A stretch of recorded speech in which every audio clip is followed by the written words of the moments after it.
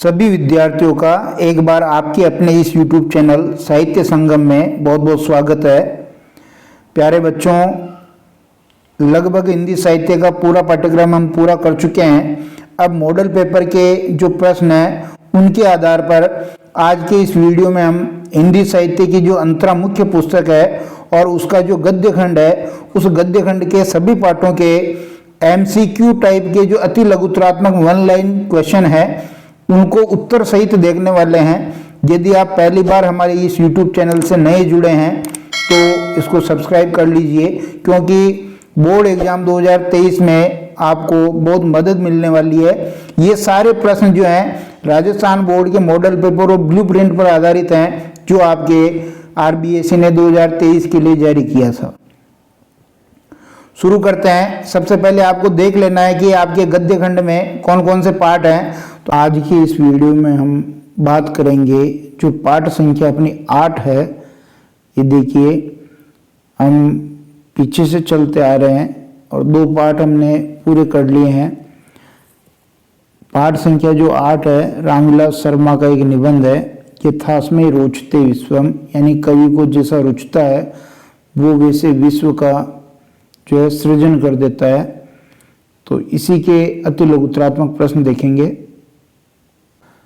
तो पाठ 8 रामविलास शर्मा यथास्मै रोचते विश्वम निबंध। पहला प्रश्न अति लघुतरात्मक, रामविलास शर्मा आधुनिक हिंदी साहित्य में किस प्रकार के आलोचक हैं? तो ये प्रगतिवादी आलोचक हैं। यथास्मै रोचते विश्वम निबंध किस संग्रह से लिया गया है? ये भी बहुत ही इंपॉर्टेंट प्रश्न है कि विराम चिन्ह इनका जो निबंध संग्रह वहां से लिया गया है। निबंधकार रामविलास शर्मा ने कवि की तुलना किससे की है? ये भी बहुत इंपॉर्टेंट है, प्रजापति से कवि की तुलना की है। साहित्य की कसौटी क्या है? तो साहित्य की जो कसौटी है वो सामाजिक प्रतिबद्धता है।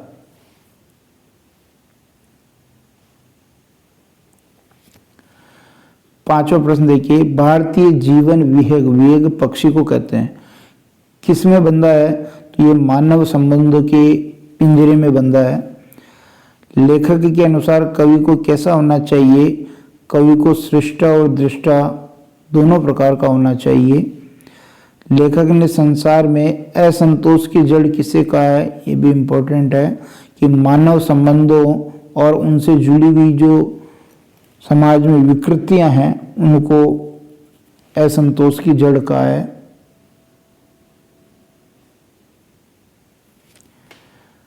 यथास्मै रोचते विश्वम निबंध का मूल उद्देश्य क्या है? तो कवि की तुलना प्रजापति से करते हुए उसे कवि कर्म के प्रति सचेत करना, ये निबंधकार का मूल उद्देश्य है। प्रजापति की तरह नई सृष्टि करने वाले आदि कवि कौन थे? तो आदि कवि वाल्मीकि थे जिन्होंने रामायण लिखी थी। और प्रजापति कवि कैसा होता है? ये गंभीर यथार्थवादी होता है, यानी जैसे चित्र को हम देखते हैं तो चित्र में जो है दिखाई दे रहा वो तो देखते हैं, लेकिन उसके पीछे जो कालिमा है उसको भी देखता है, भागता नहीं है उससे, यथार्थवादी होता है। अगला प्रश्न देखिए, 15वीं 16वीं सदी में सामंती पिंजड़े में बंद मानव जीवन की मुक्ति के लिए किस किसने वर्ण और धर्म की सींचों पर प्रहार किए थे? तो कश्मीरी ललद्यद, पंजाबी नानक, हिंदी सूर तुलसी मीरा कबीर, बंगाली चंडीदास और तमिल के तिरुवल्लुवर, इन्होंने प्रहार किए थे।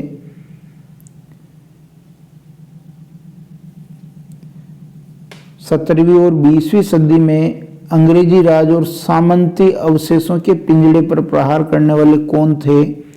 बंगाली रविंद्रनाथ, हिंदी भारतेंदु, तेलुगु के वीरेश लिंगम, तमिल भारती, मलयाली के वल्लतोल आदि, इन्होंने 17वीं से 20वीं सदी में अंग्रेजों का और सामंतों का जो है विरोध किया था। और 5 जन्य क्या है? ये श्री कृष्ण के शंख का नाम है जो युद्ध भूमि में जिसको बजने पर युद्ध का आगाज होता है, शंखनाद करने से युद्ध का आगाज होता है। इस प्रकार ये इस पाठ के अति लघुतरात्मक प्रश्न थे।